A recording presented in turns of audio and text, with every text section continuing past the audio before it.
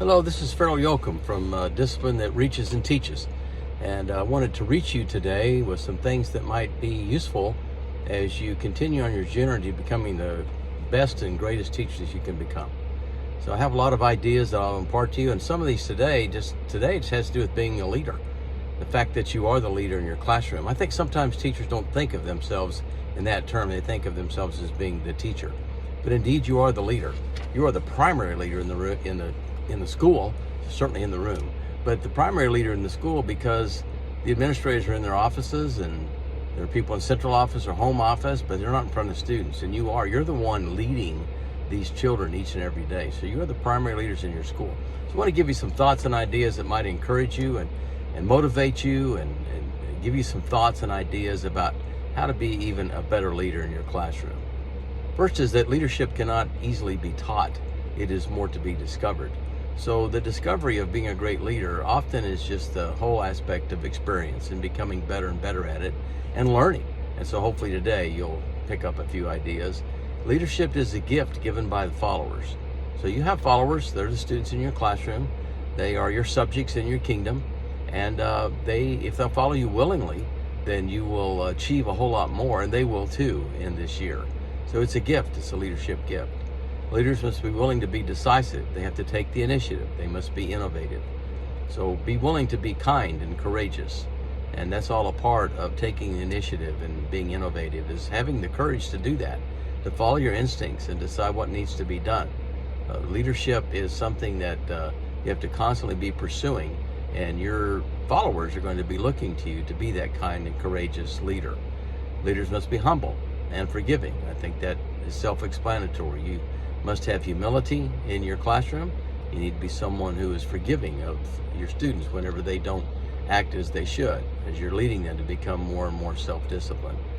Leaders don't force or coerce people to follow. They lead them on a journey. You're on a journey this year to be able to understand the content that you're giving them this year, and to have them master the content that you're giving them. It's a journey, and it means that you have to lead them on that journey, and they need to wish to follow you. And if the more they do so, the more they're going to be successful. Leaders are quick to admit faults and request forgiveness, and we kind of mentioned that before. Be forgiving.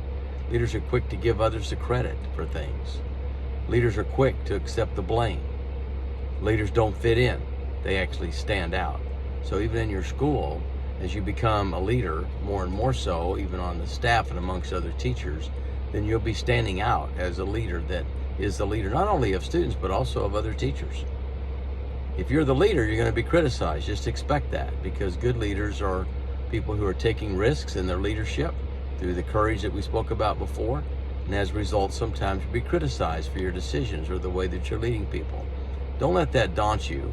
Sometimes you'll mess up, and if you do, then be willing, as I said before, to humbly ask for forgiveness and make a change. And you'll learn through your failures, and you'll gain more and more experience, become better all the time.